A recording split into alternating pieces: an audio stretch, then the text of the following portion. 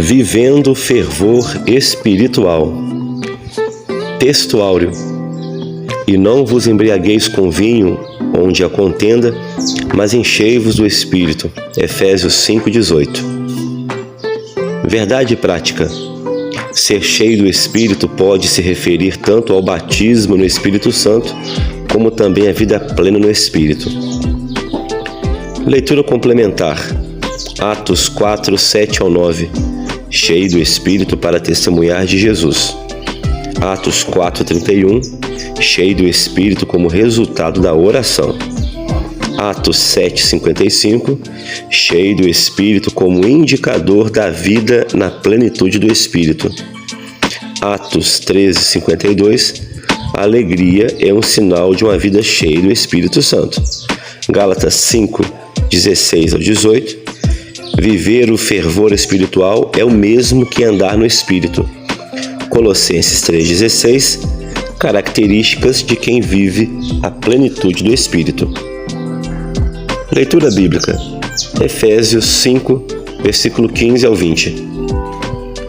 Portanto, vede prudentemente como andais, não como nécios, mas como sábios, remindo o tempo, porquanto os dias são maus. Pelo que não sejais insensatos, mas entendei qual seja a vontade do Senhor. E não vos embriagueis com vinho, em que há contenda, mas enchei-vos do Espírito, falando entre vós com salmos e hinos e cânticos espirituais, cantando e salmodiando ao Senhor no vosso coração, dando sempre graças por tudo a nosso Deus e Pai, em nome de nosso Senhor Jesus Cristo.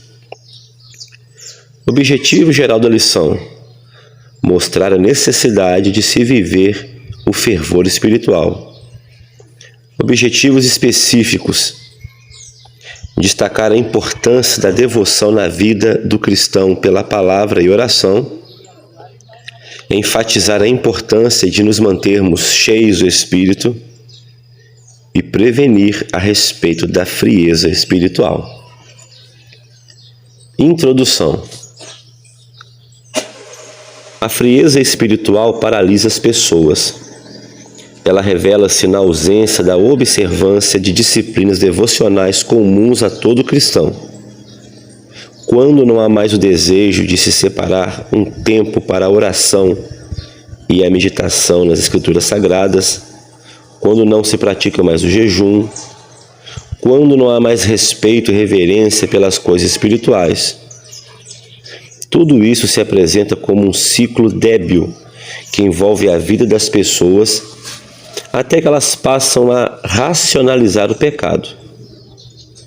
Uma vez que a vida espiritual perdeu a sua vivacidade, a vida moral tende a sofrer consequências degenerativas. Esse processo se inicia com a degeneração das relações familiares e também sociais. Não há mais vigilância com a vida espiritual. A lógica espiritual é muito simples. Se há fervor espiritual, há desejo pelas coisas de Deus.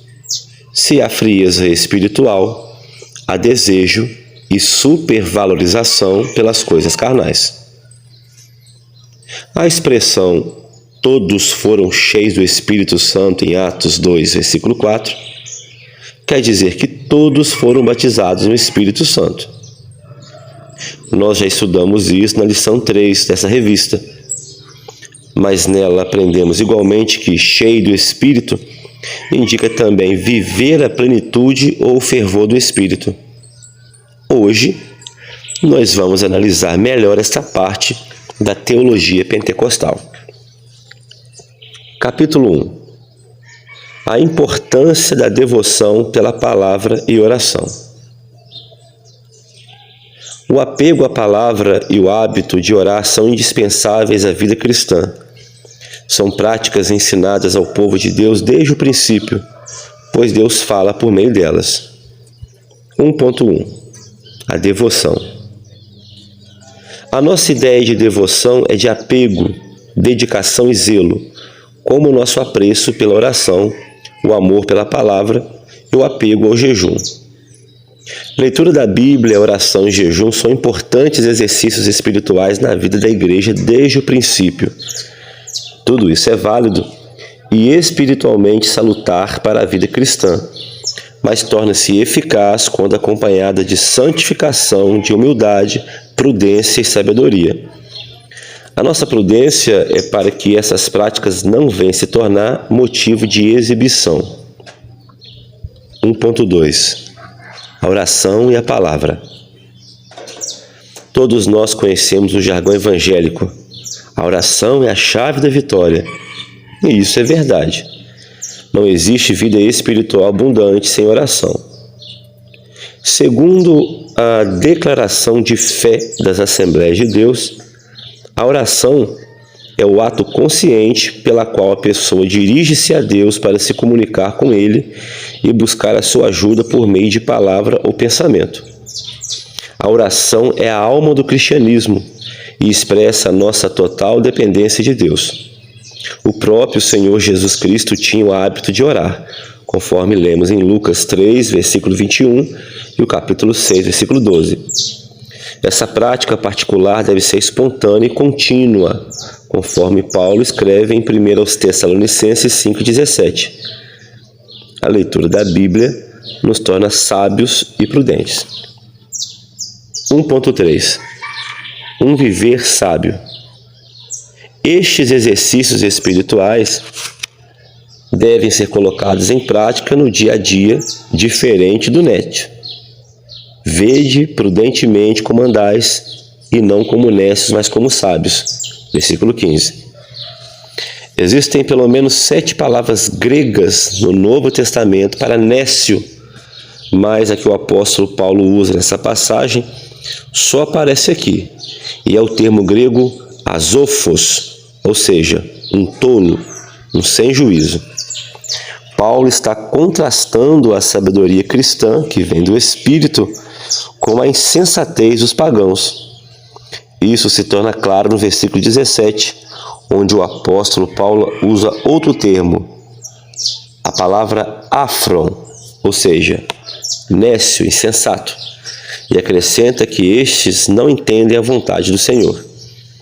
Devemos priorizar a vontade de Deus em nossas decisões, em nossas atitudes, e não focar as aparentes vantagens como o mundo faz.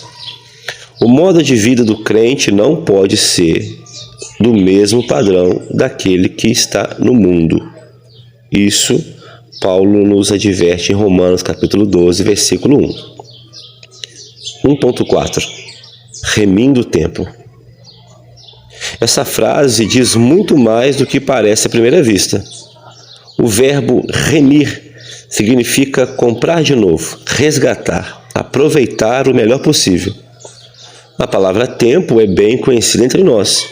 A palavra tempo em grego se verte kairos, e tempo no sentido de ocasião e de oportunidade. Estas duas coisas são especialidade dos cristãos que são cheios do Espírito Santo e resultam num viver sabiamente. O crente em Jesus sabe aproveitar as oportunidades para fazer a obra de Deus, de falar de Jesus às pessoas que não conhecem o Evangelho, e até mesmo em circunstâncias difíceis. Na verdade, tanto hoje como nos dias apostólicos, os dias são maus. No capítulo 1, nós aprendemos que a devoção pela oração e leitura da palavra, um viver sábio e o aproveitamento consciente do tempo são sinais de uma vida fervorosa. Capítulo 2. A importância em se manter cheio do Espírito. A obra do Espírito Santo na vida do crente é dinâmica. Ele não fica estático a partir da conversão, pois a expressão cheio do Espírito Santo significa reacender a chama do Espírito. Não se deve confundir com a expressão cheios do Espírito Santo, conforme lemos em Atos 2, no dia de Pentecostes. 2.1 Não vos embriagueis com vinho. Essa frase é como a Septuaginta traduz: não olhes para o vinho. Provérbios 23, 31. A passagem em Provérbios explica as consequências destrutivas da bebedeira e a compara com a picada de uma cobra.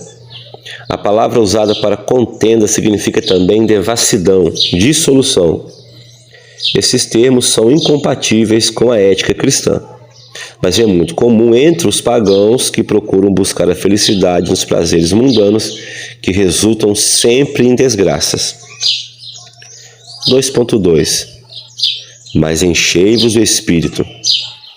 Essa expressão indica renovação, um novo enchimento do Espírito. A ação do Espírito Santo na vida cristã não é estática. Nele somos renovados no nosso dia a dia. Essa experiência acontece reiteradamente em nossos dias, e isso vem desde o dia de Pentecostes. Os discípulos já tinham o Espírito antes do Pentecostes, conforme lemos em João 20:22, e também já eram salvos, conforme lemos em Lucas 10:20. Todos os crentes em Jesus, pentecostais e não pentecostais, batizados no Espírito Santo ou não batizados, têm o Espírito Santo. O apóstolo se refere à plenitude do Espírito em enchei-vos do Espírito, que é a característica típica de nós, os pentecostais. 2.3 Não confundir com o batismo no Espírito Santo. Isso já foi estudado na lição 3. Em outras passagens, cheios do Espírito Santo diz respeito ao batismo no Espírito Santo, conforme vemos em Atos 2.4 e no capítulo 9, versículo 17. Mas não é o caso de Efésios 5.18. O batismo no Espírito Santo é uma experiência distinta da conversão. O significado de palavras e expressões bíblicas na Bíblia deve ser entendido e interpretado à luz do seu contexto. Observe a frase. Então, Pedro, cheio do Espírito Santo, lhes disse, Atos 4:8. Ora, Pedro foi batizado no dia de Pentecostes. Logo, a expressão mostra a dinâmica do Espírito na vida do apóstolo. Da mesma forma, o trecho Saulo, que também se chama Paulo, cheio do Espírito Santo, Atos 13:9, fala de alguém já batizado no Espírito Santo. E é evidente que cheio do Espírito Santo se refere à plenitude do Espírito Santo. No capítulo 2, nós aprendemos que viver cheio do Espírito é o oposto de viver em contendas, confusão e devassidão. Ser cheio do Espírito não combina com a embriaguez do vinho. Subsídio teológico. Para ampliar a percepção de oposição entre ser cheio do Espírito e embriagados de vinho, podemos considerar que toda essa seção, do capítulo 4, 17 ao capítulo 5, 21, contém uma série de contrastes começando com antes e depois, contrapondo os gentios que, convertidos, vieram a conhecer a Cristo. Outro contraste ocorre novamente no capítulo 5, versículo 18, embriaguez versus plenitude espiritual. A embriaguez é uma obra das trevas e consequência da natureza pecaminosa, e não é uma doença, que melhor responde por essa aparência aqui. Os tempos dos dois imperativos no capítulo 5, versículo 18, indicam as seguintes mensagens. Nunca façam assim, referindo-se à tolerância para com a embriaguez, e sempre façam assim, em relação a ser cheio do Espírito Santo. Gordon Fee observa que o verdadeiro significado do segundo imperativo não é usual. Paulo não diz sejais cheios do Espírito, na forma genitiva, como se alguém estivesse cheio do Espírito da mesma forma que o outro estivesse cheio de vinho, mas enchei-vos do Espírito, com a ênfase em estar totalmente cheio da presença do Espírito ou da plenitude concedida pelo Espírito. Comentário Bíblico Pentecostal do Novo Testamento, página 451. Capítulo 3. Vigilantes contra a frieza espiritual. Você deve se lembrar de que um dos requisitos para compor o grupo dos 7 diáconos era ser cheios do Espírito Santo. Atos 6, versículo 3. Como identificar alguém cheio do Espírito? O apóstolo apresenta pelo menos 3 características, a saber, um testemunho abundante, uma vida de gratidão e uma vida de submissão. 3.1. Um testemunho abundante. De cara, é um sinal evidente. Os cânticos são expressões de alegria e de louvor a Deus, além da função de instruir a igreja. Os cristãos expressam por meio dos hinos os seus anseios, as suas esperanças, aquilo que acreditam estar inspirado na vida dos personagens bíblicos e nas promessas divinas. Os salmos são o saltério de Israel, o livro dos Salmos, às quais o Espírito dava uma vida nova. Muitos deles são adaptados à música ainda hoje no judaísmo e no cristianismo. Os hinos são uma referência às primeiras composições cristãs e lamentamos o fato de não terem sobrevivido, mas algumas de suas estrofes estão no Novo Testamento. Um exemplo disso é Filipenses 2, versículos 5 ao 11, um bom exemplo. Os cânticos espirituais, palavras não premeditadas, cantadas no Espírito durante a adoração, são um poderoso meio de edificação que contribui para a glória de Deus. 3.2. Dar graça em tudo. Essa é a vontade de Deus e deve ser a marca de todos os cristãos. Ser cheio do Espírito leva a uma vida alegre, ou conforme lemos em Efésios 5:20, dando sempre graças por tudo a Deus e Pai, em nome de nosso Senhor Jesus Cristo.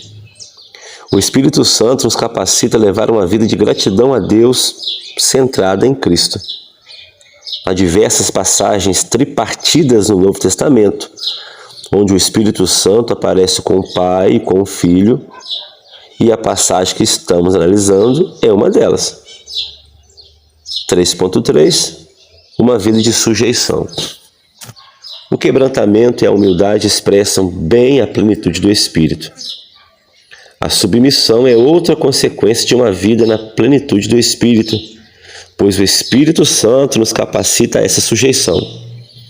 É dever cristão se submeter às autoridades constituídas. Pedro fala isso em sua primeira carta, capítulo 2, versículo 13. É também dever dos cristãos se submeter aos superiores hierárquicos. Lemos isso em 1 Pedro 2, versículo 18. Essa sujeição deve haver entre os irmãos na igreja. 1 Pedro 5:5. No capítulo 3, nós aprendemos que o testemunho transbordante, a vida de gratidão e uma vida de submissão identificam um homem e uma mulher cheios do Espírito Santo. Subsídio da vida cristã. Mas ouça a terceira marca do Espírito: sujeitando-vos uns aos outros no temor a Deus. Creio que a melhor prova de que alguém está cheio do Espírito Santo é o quebrantamento e a humildade. Eles não são opção, são pontos que tornam fácil sujeitarmos-nos aos nossos irmãos. Em meu ministério de ensino encontro uma grande diferença nas pessoas. Quando você leva a palavra de Deus a certas pessoas, elas ficam ofendidas. Outras dizem: não concordo com você. E muitas não se deixam ensinar, mas quando estão cheios do Espírito Santo mesmo, também estarão dispostas a aprender. Você pode falar em muitas línguas, mas se não tem um espírito pronto para aprender, eu pergunto: que tipo de espírito você tem? Os professores não são perfeitos e seus ensinamentos às vezes têm falhas. Às vezes você pode ter o direito de questionar o que dizem e até discordar. Mas se você tem o Espírito de Deus, irá questioná-los com mansidão num tom fraterno. Ao invés de ficar ofendido e sair zangado, você chegará até o professor com um espírito dócil e cortês e dirá: talvez eu não tenha entendido muito bem o que o senhor tem ensinado, ou talvez não tenha captado o sentido. Como é maravilhoso esse espírito de sujeição de uns para com os outros no temor a Deus. Donald Dee, na sua obra Como Receber o Batismo no Espírito Santo, página 43 e 44. Conclusão. O significado de enchei-vos do Espírito é ter a vida cristã na plenitude do Espírito Santo. Isso envolve todos os aspectos da vida cristã, desde os cultos no lar até o trabalho e a sociedade. Por meio destes testemunhos, é possível observar quem é cheio ou não do Espírito Santo. Amém.